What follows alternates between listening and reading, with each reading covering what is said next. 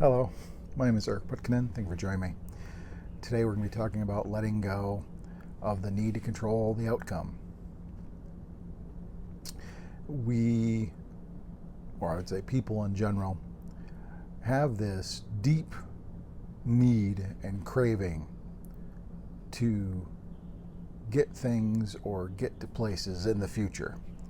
And much of our efforts and much of our strain and struggle and what we do both in action and in the mind is about trying to cause or control the outcome to get something.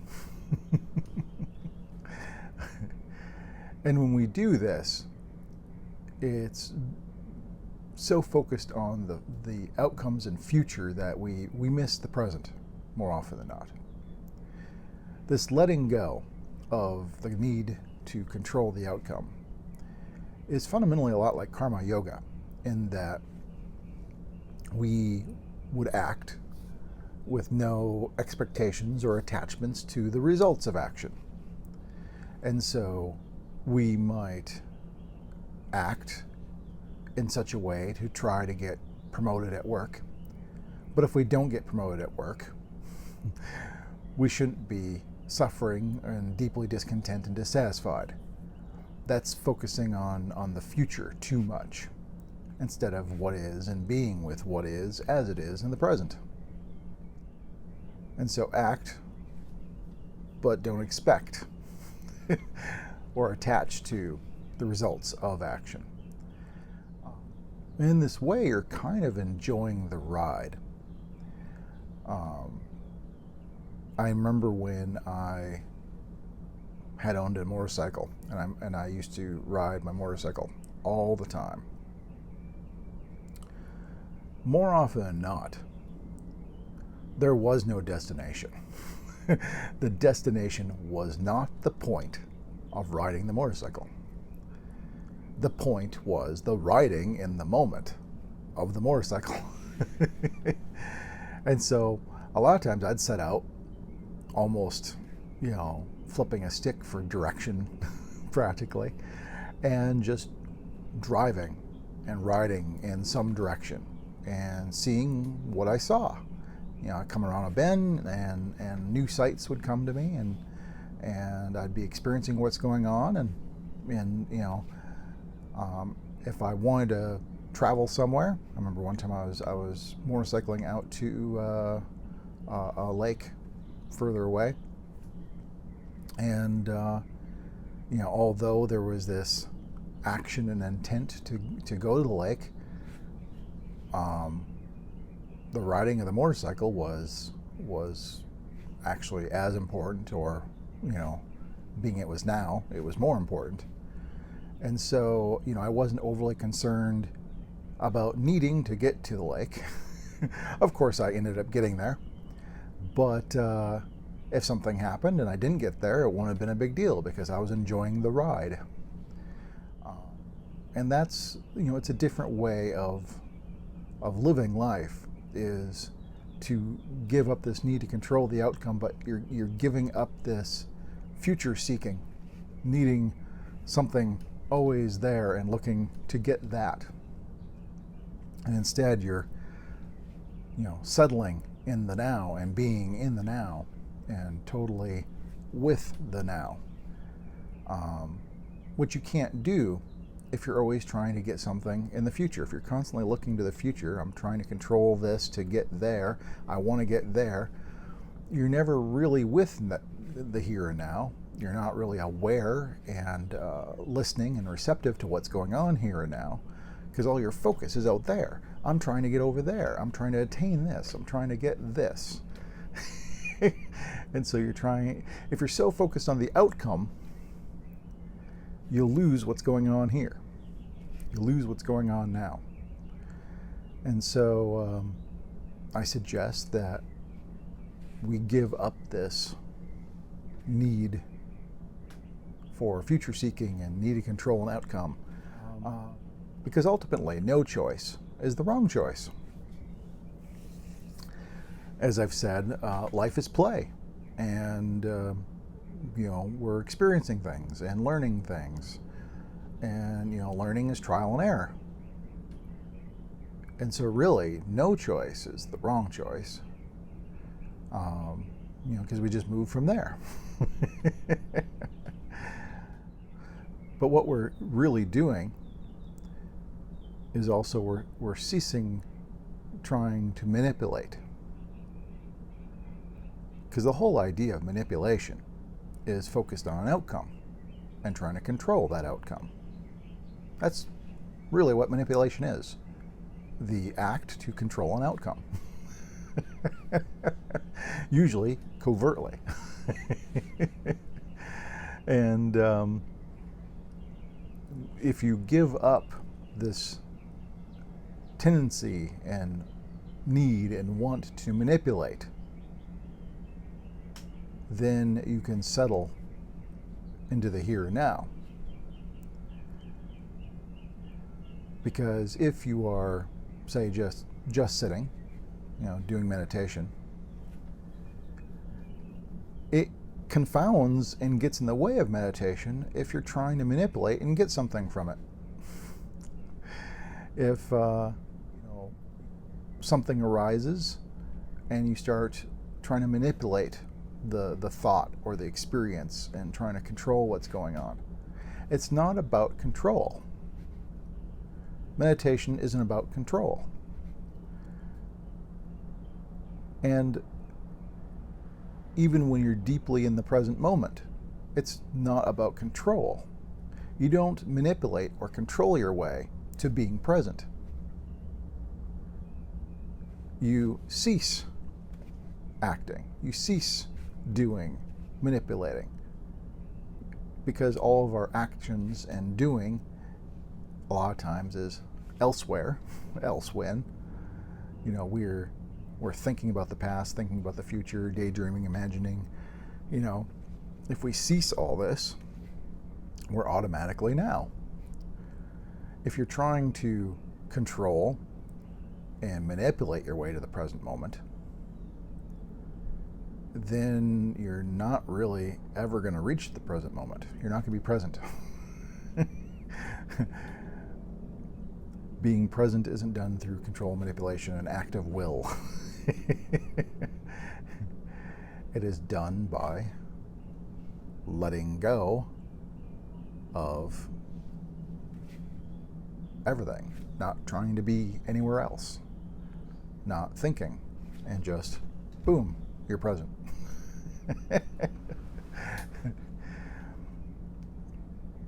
But this need to manipulate, we believe that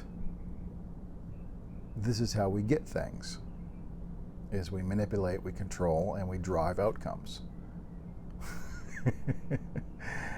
And so it's ingrained in us, and it's part of the culture.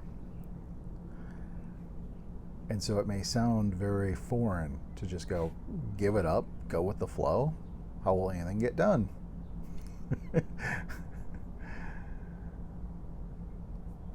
It's not that you cease to act. You just ceased trying to get somewhere specific, per se, in terms of, I must get there, I must control the outcome.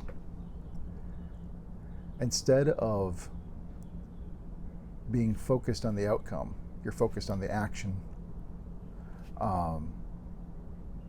There was a movie I watched, Bab'Aziz, the prince who contemplated his soul, I believe it was the name. It's a Sufi movie, actually. And one of the lines in the beginning was something to the effect of the granddaughter who's escorting the blind Bab'Aziz as they're trying to get to this festival, this gathering of Sufis.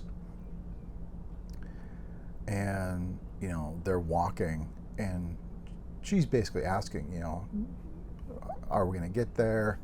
How can we basically control and manipulate our way to get there? And he just kind of said, all there is for us to do is to walk. That's what That's all there is for us to do. The outcome will take care of itself, whether we get there or not.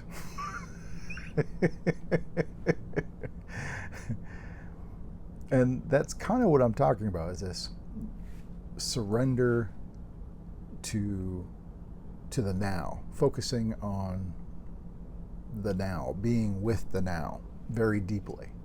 Not so concerned about outcome and trying to control. If you can act, say walk, then you walk. Whether you reach the destination or not doesn't particularly matter. It's the journey, not the destination.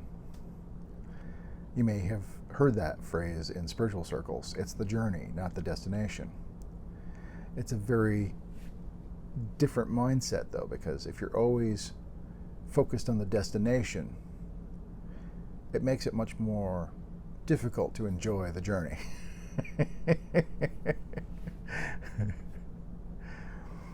I noticed this when I a few years ago, many years ago, when I was in a car, I was driving, and I was thinking, I need to get here, and then I need to, make arrangements for lodging and food and all this other stuff, and so I need to get here.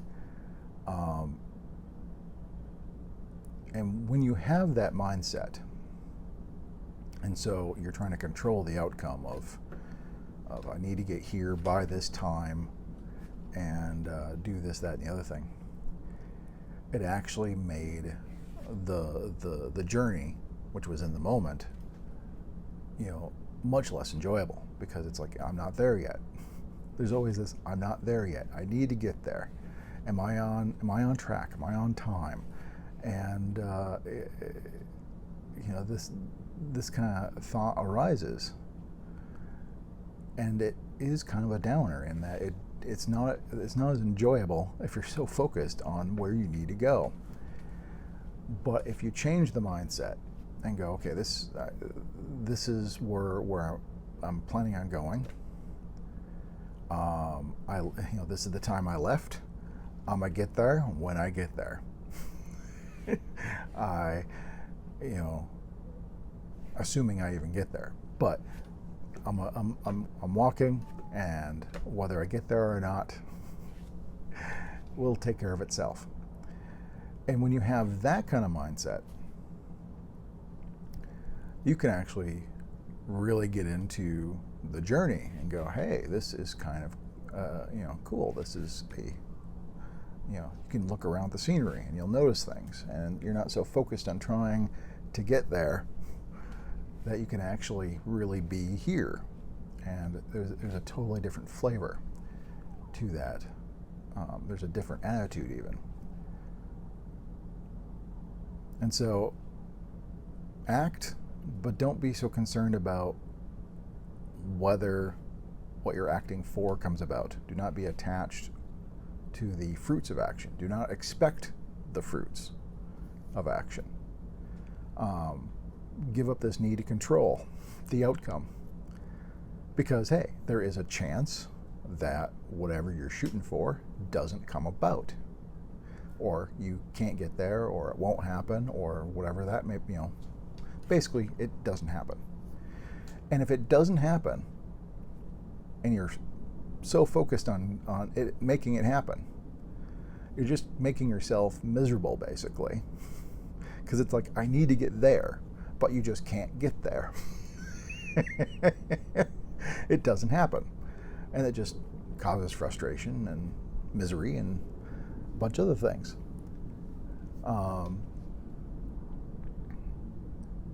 So you can't be constantly fixated, attached on these future things. So really, this is a giving up of attachments to the future. Instead of trying to control outcomes, you're just letting the future go. I'm gonna do what I can, and if it comes about, great. If for some reason it doesn't come about, I can't make it, I get delayed, whatever, that's also fine. then you're really with the now. You're totally allowing, accepting, and appreciating the now, instead of making the now a means to the end of an outcome. The now is the end. This is where you got to be. Especially if you want to be receptive and open and aware of what's going on.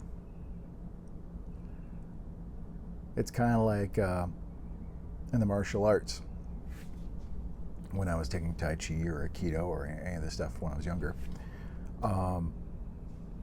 As you're practicing these things, if you're focused on an outcome and things for some reason don't go that way, it leaves you at a huge disadvantage. You're more likely to be hit, thrown, or otherwise injured. You can't be trying for an outcome. You can't control an outcome. It's not a situation under your control. All you can do is act.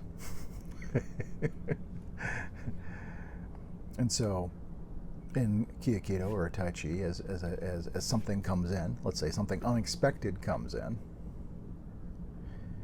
if you weren't trying to get somewhere, like I'm waiting for his right arm to come at me so I can do this, that, and the other thing. And you're trying to control this outcome, and say instead of him throwing a right punch, he throws a right or left kick to the legs. Well, it's contrary to what your plan was. So you're unprepared, and if you're already kind of preparing for this right hand, well, now you're even more open to this kick. This is the way it kind of works. And so you need to let go of trying to control the outcome, trying to control what's going on, and be receptive and listen to what's going on. And so this is akin to, I once sparred for a bit with a Wing Chun guy, and he was interested about Tai Chi, and he's like, well, how does Tai Chi deal with, say, a grab from behind?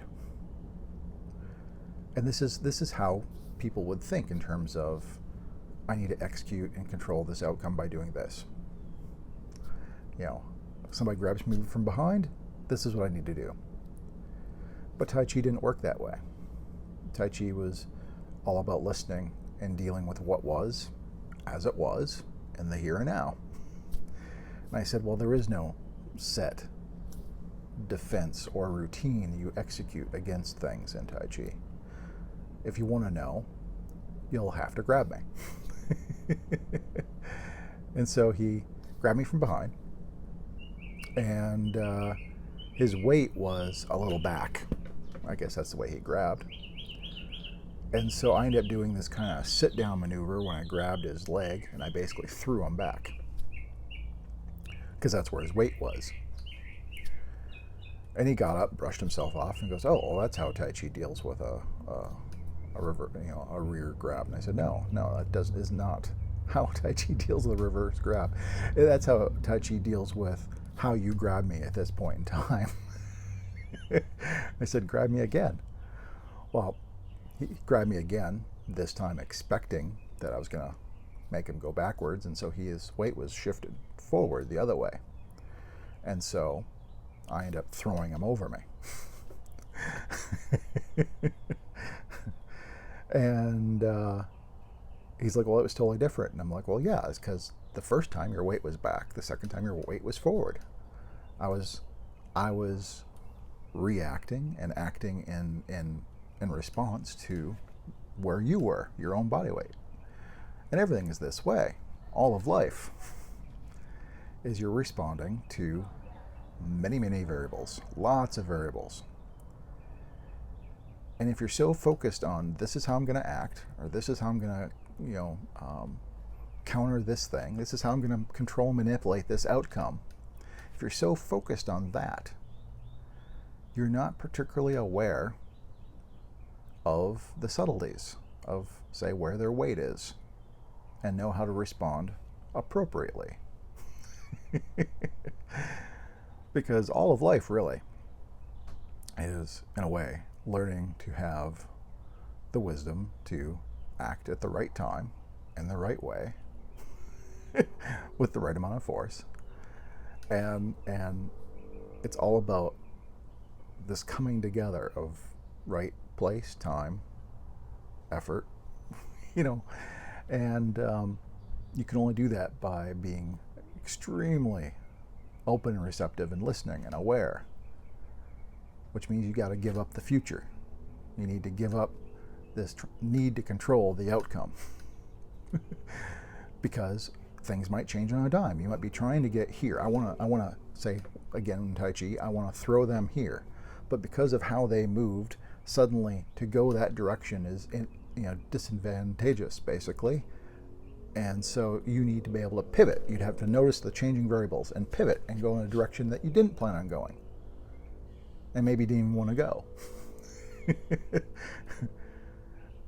And these kind of quick pivots and changes in different directions only happen when you're not trying to get somewhere and you're trying to control something.